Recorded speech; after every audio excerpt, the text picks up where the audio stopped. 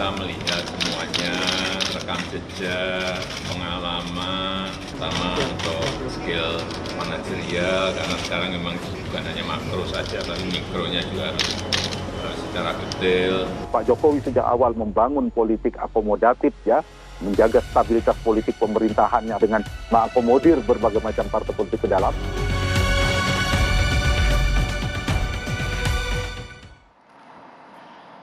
Selamat malam pemirsa, Anda menyaksikan Dua Sisi bersama saya Dwi Anggia. Pemirsa, kemarin Presiden Joko Widodo akhirnya melantik 2 menteri dan 3 kursi wakil menteri untuk memperkuat Kabinet Indonesia Maju.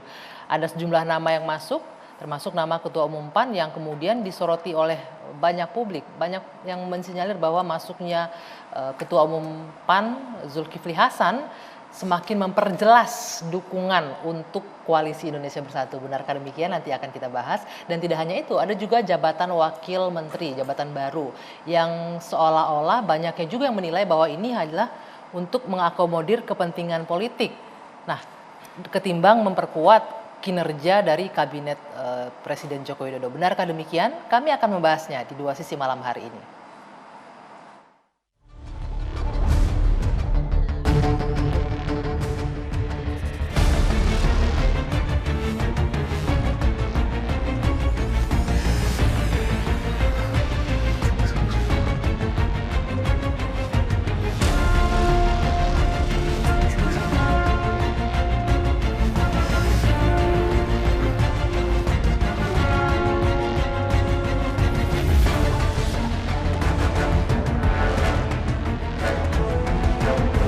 Kita melihat semuanya, rekam jejak, pengalaman, terutama untuk skill manajerial, karena sekarang memang bukan hanya makro saja, tapi mikronya juga harus secara detail. Saya meyakini tugas yang diberikan Bapak Presiden kepada saya, background saya yang pengalamannya panjang, saya insya Allah bisa cepat menyelesaikan terutama minyak goreng.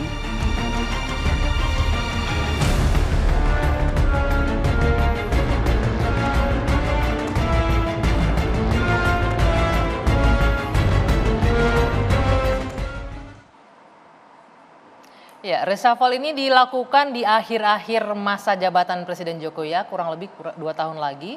Dan ini juga diiringi dengan dimulainya pesta politik. Lalu pertanyaannya, apakah kabinet ini akan bermanfaat bagi bangsa dan negara atau hanya mengakomodir partai politik? Begitu yang akan kita diskusikan malam ini kurang lebih. Saya akan memperkenalkan sejumlah narasumber yang sudah hadir bersama saya malam hari ini. Di sebelah kanan saya ada Mas Yandri Susanto, politisi Partai Amanat Nasional yang jadi bintang malam hari ini. Iya, siap. Assalamualaikum. Waalaikumsalam warahmatullahi wabarakatuh. Sebelah kiri saya ada Prof. Hendrawan Supratikno, politisi PDI Perjuangan. Selamat malam, Prof. Selamat malam, salam kebangsaan. Salam kebangsaan. Oke, di ujung kiri dan kanan. Wah, ini pengunci nih ya. Sebelah sana pengamat politik, Bung Effendi Ghazali. Selamat malam. Selamat malam. Di sebelah kiri, Bung Kodari. Selamat malam. Selamat malam, salam sehat. Salam sehat. Itu yang paling penting. Ini jaketnya agak netral sekarang ya. Agak netral. Biasanya karena kebetulan ini yang ada di mobil. Oke, saya akan mulai dulu dari pengamat karena biasanya yang banyak ngomong ini pengamat nih. Saya ke Bung Effendi. Kalau kita lihat reshuffle ini kan udah 2 tahun menjelang berakhirnya masa kepemimpinan Pak Jokowi. Saya mau koreksi, nih. ini di tengah-tengah masa jabatan. Di tengah-tengah masa jabatan, nggak dia boleh berakhir dibilang lah. akhir. Oke. Karena ini 2,5 tahun sebelum 20 Oktober. 2,5 tahun, oke. Kemudian tapi diiringi juga dengan pesta politik mau mulai nih. Iya, Nah, iya. apakah ini memang untuk memperkuat Kabinet Indonesia Maju atau hanya sekedar mengakomodir para partai politik? Saya boleh kembali ke judulnya ya, soalnya ini reshuffle kabinet, akankah ada lanjutannya? Saya secara agak keras malam ini mengatakan ada lanjutannya, yaitu bodohnya berlanjut. Lah, hati-hati. Ini Wah, keras ini loh, Pak, ini iya, bodohnya seakan-akan berlanjut Pak maksudnya? Effendi Ghazali mengatakan yang melakukannya seakan-akan melakukan yang Saya bodoh. nggak ngomong Bukan, itu ya, Bung Effendi bukan sendiri itu yang ngomong. yang mau saya katakan. Alasan untuk reshuffle ini apa? 2 kali saya catat alasannya yang menggunakan kata bodoh. Ya kan, Maret Presiden itu, sempat ngomong iya ya. di Maret loh Oke. Presiden bilang bodoh. 2 hari lalu kita ini kelihatan pintar-pintar, pengamat juga termasuk, padahal sebetulnya bodoh sekali. Oh, oke. Jadi Ya konteksnya itu karena apa? pernyataan Pak Jokowi Ya, yang ya bodoh itu apa? mengulang 2 kali. Impor. Ya. banyak sekali barang-barang impor. 832 di katalog elektronik itu barang-barang impor yang harus dicoret. Pertanyaan saya yang membuat Bapak Presiden itu marah, jarang kan marah di depan umum, marah bahkan mengancam. Ini nanti urusan saya bulan Maret itu, akan saya reshuffle. Di situ loh pertama kali kita dengar kata-kata akan saya reshuffle. Yaitu mengenai impor. Pertanyaan saya, 2 menteri yang diganti, kaitannya apa sama impor ini? Kalau udah tepat dong Menteri Perdagangan di reshuffle Oh udah iya, benar dong. mungkin ya. Kalau minyak goreng, kalau diredusir ke minyak goreng, itu kita ekspor. Konteksnya kan ngomong Ya. impor kemarin. Ya, nah makanya di pertanahan, Oke. kita impor tanah atau bagaimana? Nggak, maksud saya bodohnya akan berlanjut. Karena yang ditangani sesuai dengan kemarahan Bapak Presiden itu bukan yang soal impornya ini. Nah baru kita masuk ke pernyataan Anggit tadi, yaitu bahwa ini memang lebih pada politik akomodatif Oke. untuk tujuan-tujuan yang lebih bersifat politis. Teman saya nih, teman-teman komunikasi menyebut diri komunikolog. Jadi dari Jawa Timur itu Pak Sukowidodo ahli komunikasi mengatakan ini cuma sisipan. Cak Iqbal dari Jember mengatakan ini perskot yang tertunda. Perskot Perskot yang tertunda. Karena PAN sebenarnya dari dulu. Oh sudah dari mulai dulu, mendukung, udah kasih tertunda sinyal-sinyal perskotnya. dukung ya. Akhirnya harus diakomodasi pada saat ini. Saya mengatakan logikanya jadi hilang. Karena bodohnya jadi berlanjut. Kan Pak Jokowi loh yang bilang bodoh sekali loh. Ini bukan sekali bodoh. Bodoh sekali artinya sudah 2 kali menyatakan bodoh. Yaitu di Maret dan Mei. Nah apa urusannya? Dengan untuk perdagangan yakin saya. Bahwa Menteri Perdagangan harus ya ikut membantu mengendalikan, artinya mengatakan oh ini kan Pak Presiden nggak boleh nih yang soal impor-impor kan ada Ya, di sana nggak tuh ada. ekspor-impor. Ngurusin impor kan nggak Kalau jadi, tanah tapi juga susah. Saya nggak menemukan kemarahan Bapak Presiden dalam 2 kali pidatonya ya. Tapi yang pidato Oke, pertama. pertanyaan saya Ya. tambah nih, kenapa kemudian akhirnya diganti juga Kementerian ATR dan juga BPN ini? Oh ya, Kalau memang bukan itu masalah, ada masalah di justru situ? itu pertanyaannya karena harus ada yang diganti, ya kan? Namanya reshuffle harus ada yang diganti, ya atau dipindah posisikan dan di bawah tatapan makan siang yang sejuk itu.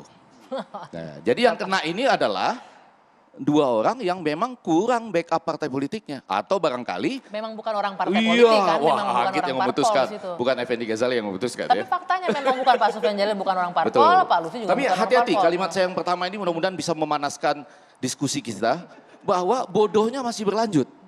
Bodoh sekali itu bukan sekali bodoh. 2 Oke. kali dinyatakan ini persoalan impor. Oke. Kita ini kelihatan termasuk pengaman. Nanti kita akan masuk ke Kelihatan sana. pinter-pinter padahal Sebentar. bodoh sekali. Nanti kita akan masuk ke sana. Bisa nggak Pak Zulkifli Hasan mengatasi masalah itu? Nanti. Bung Kodari, kalau Anda melihatnya ini buat apa nih reshuffle dilakukan di pertengahan tahun masa jabatan? Ya, Pertengahan masa pertama jabatan. menanggapi Bang Ege ya. Nah, mengaitkan kata bodoh dengan reshuffle itu kan versinya Bang Ege. Ya. Apakah Pak Jokowi memang alasannya karena menyebut bodoh? Menurut saya belum tentu. Kalau yang di bulan Maret iya loh. Iya. Ini kalau ekspor terus ini nanti urusannya sama saya. Saya reshuffle gitu kan. Tetapi kalau kita lihat komunikasi yang disampaikan oleh Pak Jokowi dan yang disampaikan oleh menteri-menteri yang menggantikan menteri-menteri yang lama, itu kan kaitannya dengan stabilitas harga barang pokok, ya ketersediaan harga barang pokok, ya terutama soal minyak goreng yang belakangan itu sangat langka sampai-sampai membuat adanya antrian yang belum pernah terjadi puluhan tahun ya di negara kita. Sekalipun pada zaman Covid kita nggak ada antrian tuh. Yang mengakibatkan dukungan masyarakat atau kepuasan kepada Pak Presiden itu mengalami penurunan secara signifikan. Teman-teman lembaga survei kan menemukan kaitan antara penurunan tingkat kepuasan dengan kelangkaan dari minyak goreng. Kemudian kalau kita bicara Pak Hadi misalnya, Menteri ATR, ya Pak Jokowi kan udah menyebut mafia tanah. Impor tanah itu kan bahasanya EG aja itu. Nggak ada itu, mana ada impor tanah. Mafia tanah, sengketa lahan, lalu kemudian bagaimana supaya sertifikasi nasional yang targetnya 126 juta, pada hari ini jaraknya masih agak jauh, sekarang 81 juta. Berarti murni Jadi karena itulah kinerja menteri sebelumnya itulah ya. hal-hal yang ingin dicapai oleh Pak Jokowi gitu loh. Jadi sekali lagi saya tegaskan, ini frame-nya Effendi Ghazali ketika mengaitkan kata bodoh itu dengan reshuffle ini. Kapan Bapak Presiden pernah bicara tentang reshuffle? Ditanya wartawan pun di berbagai kesempatan, Oh, mosok nanyanya sampai ke reshuffle, kurang lebih begitu ya. Enggak, belum. Yang saya kutip pernyataan tentang reshuffle itu yaitu, ini impor terus begitu ya. Enggak apa-apa, yang ini urusan saya, nanti tak reshuffle, kurang lebih begitu tuh. Jadi artinya pernyataan reshuffle itu harus terkait dengan kemarahan. Pak Presiden ini jarang loh mengucapkan kata-kata, pengamat mungkin lebih sering ya, bodoh sekali gitu. Itu jarang loh itu, Jarang Pak Presiden, marah juga Pak dan Presiden. marah. Ya. Itu dikaitkan menurut saya nggak bisa kok dari jangan-jangan Oke. kita nanti dinyatakan Oke. pengamat yang bodoh sekali Udah, lagi selesai gitu. dulu sampai di sana. Ya. Bagaimana dengan mengakomodir kepentingan politik? Bisa disebut seperti itu? Jelas. Nah, Sebelum kita lanjutkan, oke, kita lihat baik. dulu ya peta Ya, sekarang ya. bagaimana di Kabinet Indonesia Maju. Kita lihat, boleh ditampilkan? Baru ronde pertama udah seru. Ini komposisi partai politik dalam Kabinet Indonesia Maju. Wah, ini Prof, ini partainya ada 4 menteri dan 1 wamen ya. Kursinya di kabinet. Kemudian kita lihat selanjutnya ada Golkar, ada Gerindra, kemudian Golkar masing-masing. Gerindra 2 menteri, Golkar 3 kursi menteri dan 1 kursi wakil menteri. Selanjutnya PKB ada 3 kursi menteri, P3 1 kursi menteri dan 1 wakil menteri. Kemudian kita lihat ini Perindo ada 1 wakil menteri ya, Nasdem 3 kursi menteri di pertanian, kehutanan dan Kominfo tadi kalau kita, nah ini nih yang baru masuk nih, PAN 1 kursi menteri, PSI 1 kursi wamen, tetap existing ya, cuman berganti pemain. Kemudian PBB nih wakil menteri, ini yang juga jadi pertanyaan ini, PBB kok ujuk-ujuk masuk? Nanti akan kita bahas ya, apa pertimbangannya? Usai jeda, saat lagi kami akan kembali.